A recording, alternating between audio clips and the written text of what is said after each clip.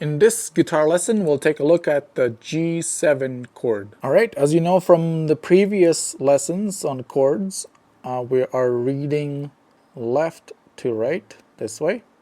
So basically like we're doing a strum from the 6th string towards the 1st string.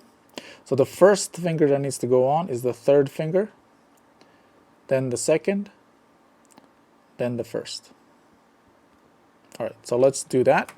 So we have 3rd finger on the 3rd fret, 2nd finger on the 2nd fret of the 5th string, and 1st finger on the 1st fret of the 1st string. You can't really see it there. I'll change the angle in just a second. As you can see, it's a little bit weird. We have a stretch, we have a horizontal stretch happening. There's a horizontal stretch happening here, this way, and then there's also a vertical stretch happening this way. So just be aware of that when you're trying to make these chords. So this is alongside the C as well. When you do your C, this is also true here. Okay, so you have 3, you have 2, and then you have 1. Okay, as you can see, my first finger is kind of very much bent, like I'm climbing the wall, the mountain with the mountain wall. All right, and then I need a little bit more of the curl here. So if you don't get your finger tip all the way up to the neck, to the fret wire here, it's okay. You're trying to stretch at the same time. Right, that's our G7, so let's play. So I'm just going to strum from the top.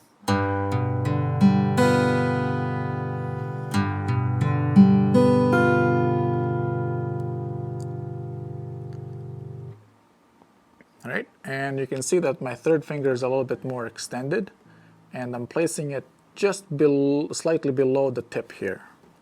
So the tip will be in the middle here, and my string indentation is just below that.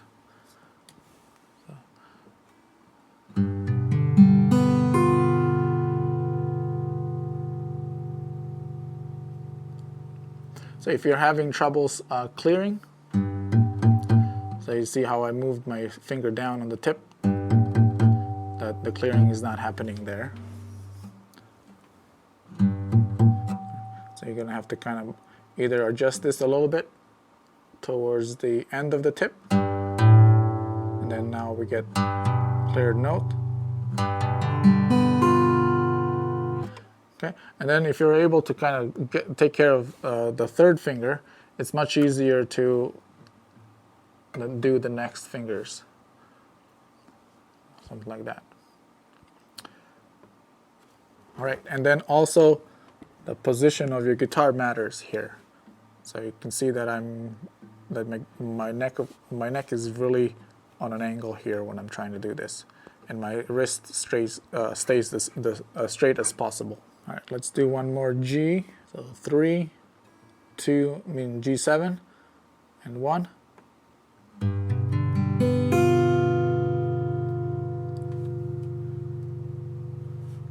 So because this chord requires a little bit more stretching, both vertically and horizontally, so I'll give you one exercise you can use to work on your dexterity between especially 3 and 4, the pinky and the 3, and the 2 and 3.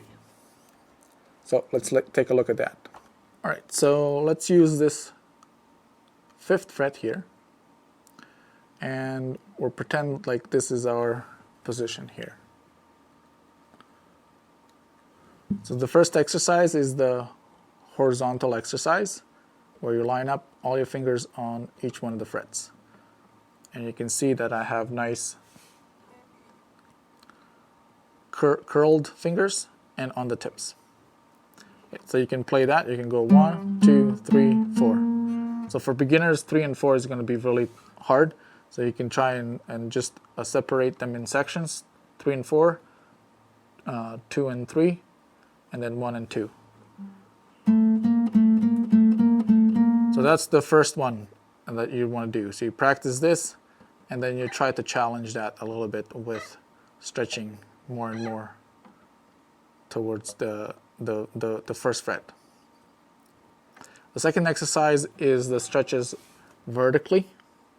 So it's the same position on the 5th fret. I'm in the 5th position right now.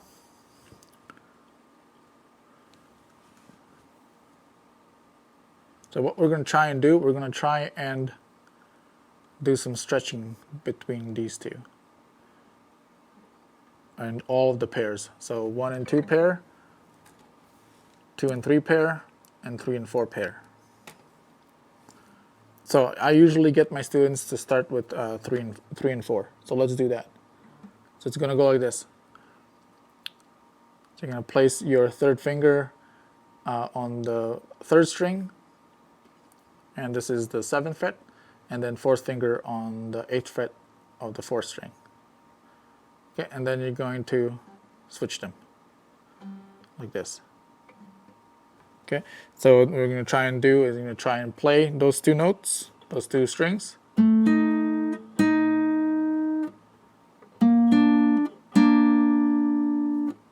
Okay. Okay, and then now you're going to try and increase the spacing.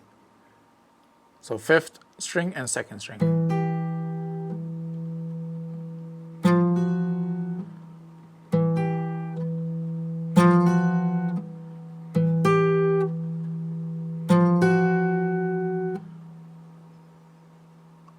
Okay, this is also good for the G chord.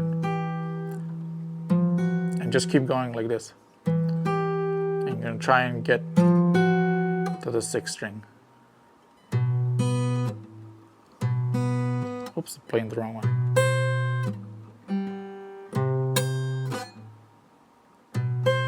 I have my elbow move a little bit here.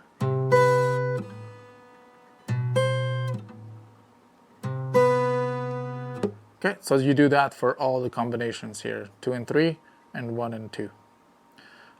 You can also do what we have in G, which is this here.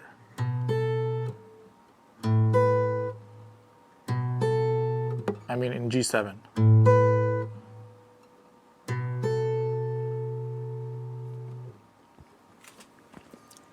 Alright, that's it for this lesson for G7 chord on guitar.